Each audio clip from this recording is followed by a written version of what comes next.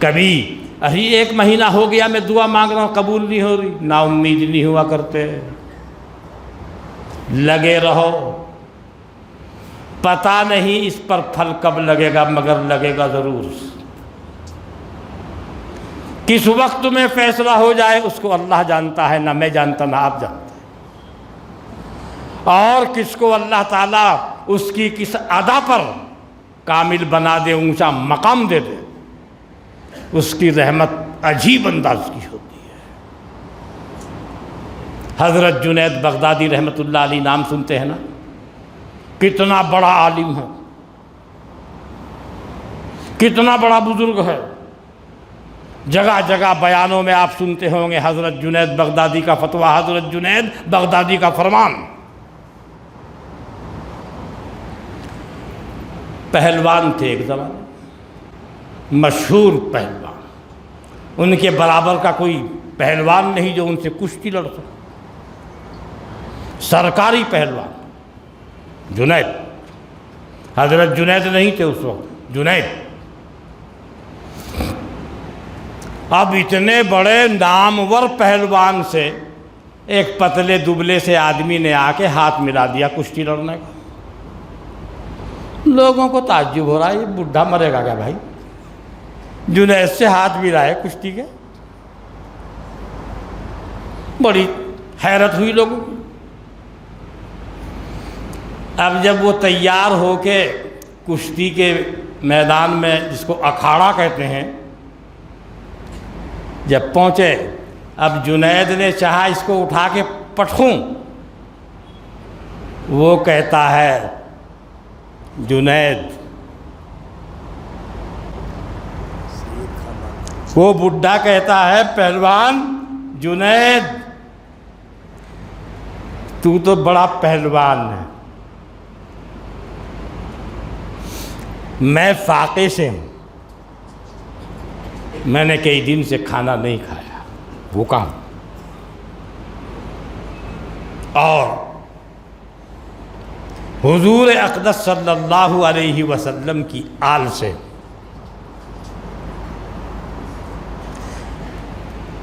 میں نے تجھ سے کشتی لڑنے کے لیے ہاتھ ملایا کہ مجھے کچھ انعام مل جائے، میرا پیٹ پھنسا ہے، اب تو جا۔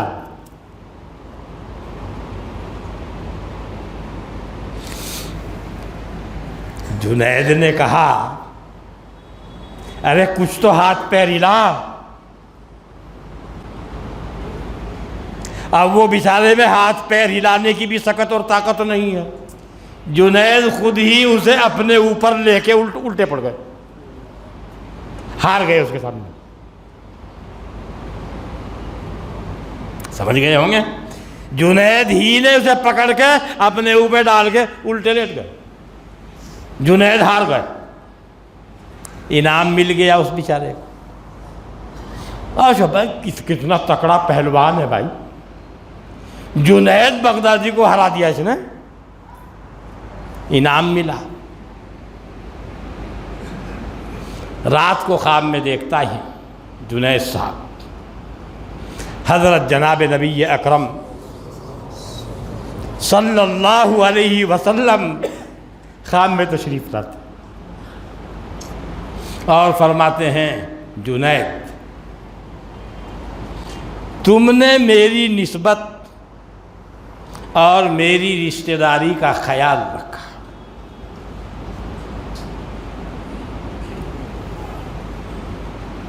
میں تمہارا خیال رکھوں گا، بس اب جنید نہیں رہا۔ جب اللہ کے رسول صلی اللہ علیہ وسلم نے یہ فرما دیا، اب وہ بن گئے حضرت جنید بغدادی، عالم بھی بہت بڑے ہیں۔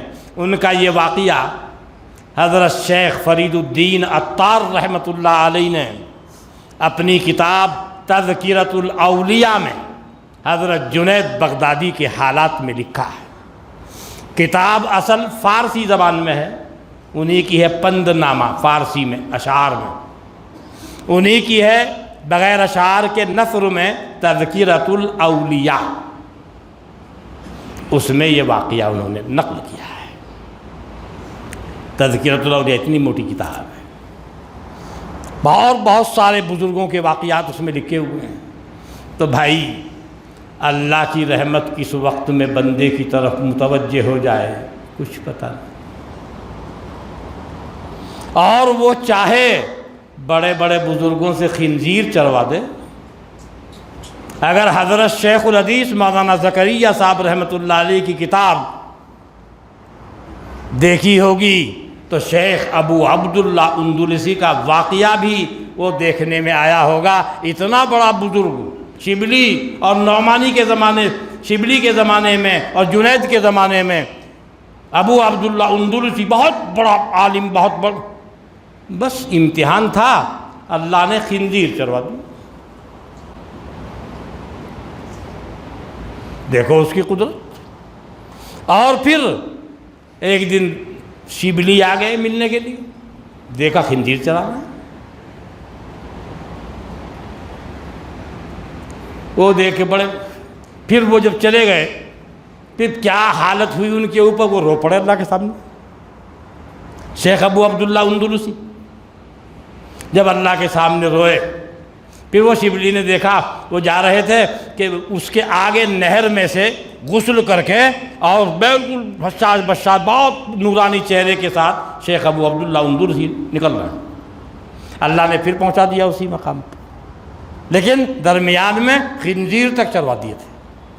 کہ اللہ کی قدرت ہے بھائی۔ اس لیے بندے کو اپنے کسی کام پر، محنت پر، عبادت پر، علم پر، مال پر، طاقت پر، کسی بھی چیز پر گھمنڈ کی تو گنجائش ہے نہیں۔ بھائی گھمنڈ کہیں کا کر رہا ہے؟ جو تیرے پاس خوبی آئی کہاں سے آئی؟ اللہ نے دی۔ جو بھی خوبی کسی بندے کے پاس ہے کہاں سے آئی بھائی؟ اللہ نے دی۔ پھر اے بندے تو کہے کو گھمنڈ کر رہا ہے؟ مالک کا شکر ادا کرنا۔ اسی مالک نے تجھے اپنے راستے میں نکالا ہے، اسی مالک نے تجھے اپنے دروازے پہ مسجد میں بھیجا ہے، اسی مالک نے تجھے اچھے حالات میں رہنے کی توفیق عطا فرمائی ہے، اسی مالک نے تجھے دین کی بات سننے کی اور بولنے کی توفیق عطا فرمائی۔ تو کہیں کا گھمنڈ کر رہا ہے بھائی؟ تیرے پاس کیا ہے؟ وہ جب چاہے تیری ساری چیز چھین لے، اور ایسا اس نے کر کے بھی دکھایا ہے۔ شیطان کو دیکھ لو، دکھا قابلیت، راندھے درگاہ ہو گئی۔ گھمنڈ کی گنجائش نہیں ہے اللہ کے، کسی کا گھمنڈ نہیں چلتا، اور اگر کسی نے کیا تو گیا، خیریت نہیں ہے۔ وہاں یہ نہیں دیکھا جاتا قابلیت کتنی ہے، قابلیت پہ مدار نہیں ہے اللہ کے یہاں۔ اللہ کے یہاں سارا مدار مقبولیت پر ہے، محبوبیت پر۔